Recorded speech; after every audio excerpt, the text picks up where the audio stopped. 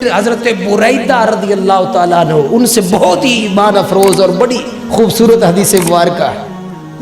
وہ روایت کرتے ہیں کہ تاجدار کائنات صلی اللہ علیہ وسلم نے ارشاد فرمایا، من قرأ القرآن، جس نے قرآن سیکھا، قرآن پڑھا، وتعلمہ، اور اس کا علم سیکھا، وعمل بہ، اور اس پر عمل کیا. حلال کو حلال جانا اور حرام کو حرام جانا، یعنی حلال کی طرف جاتا رہا اور حرام سے بچتا رہا.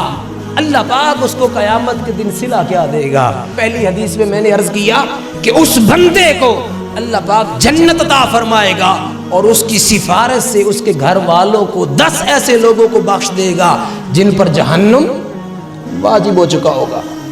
اور اس حدیث میں اس حافظ قرآن، اس قرآن کو پڑھنے والا، اب وہ قرآن سے محبت کرنے والا بھی ہو سکتا ہے، قرآن کو اوپر سے دیکھ کر پڑھنے والا بھی ہو سکتا ہے، اور قرآن کا عالم بھی ہو سکتا ہے، اور حافظ قرآن بھی ہو سکتا ہے. فرمایا کہ وہ بندہ جو قرآن پڑھتا ہے، قرآن کا علم حاصل کرتا ہے، وعمل بہ، اور اس پر کیا کرتا ہے؟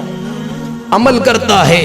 البس والداہ یوم القیامت تاجن، اللہ پاک قیامت کے دن اس کے والدین کو ایک تاج عطا فرمائیں گے.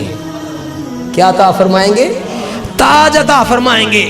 یعنی ان والدین کو جن کا بچہ قرآن پڑھنے والا تھا، قرآن کا علم اس کے پاس تھا، اور قرآن پڑھے گئے کو اس پر عمل بھی کرتا تھا. یہ نہیں کہ قرآن پڑھ لیا پھر بھلا دیا، یہ نہیں قرآن کا نور لے لیا پھر قرآن سے کنارہ کشی کر لی، یہ نہیں قرآن کو دماغ میں بٹھا لیا مگر کرتوت اور عمل ایسے ہو گئے کہ دوسرے دیکھ کر کہیں کہ یہ حافظ ہے، یہ قاری ہے، یہ مسلمان ہے. کیسا قرآن کا نور بھی دل میں رکھتا ہے مگر عمل اس کے بالکل برعکس. فرمایا کہ اگر قرآن کا علم کسی کے پاس ہے اور پھر وہ اس پر عمل بھی کرتا ہے، اللہ پاک قیامت کے دن اس کے والدین کو ایک نورانی تاج پہنائیں گے، اور اس تاج کی اتنی روشنی ہوگی جتنی روشنی اس دنیا کے اندر سورج کی ہوتی ہے، یعنی سورج کی طرح وہ روشن ہوگا. اور پھر اس کے والدین کو جنتی ایک لباس عطا فرمایا جائے گا، جنتی لباس عطا ہوگا.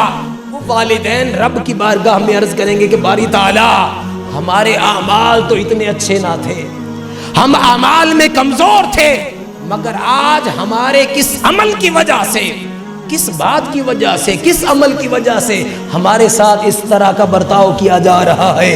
یعنی نورانی تاج بھی پہنایا جا رہا ہے، اور یہ قیمتی لباس بھی حدیث میں آتا ہے کہ اس کی قیمت دنیا جہاں کے اندر جتنی بھی چیزیں ہیں اس کی قیمت ادا نہیں کر سکتی. یعنی اتنا قیمتی وہ لباس ہوگا.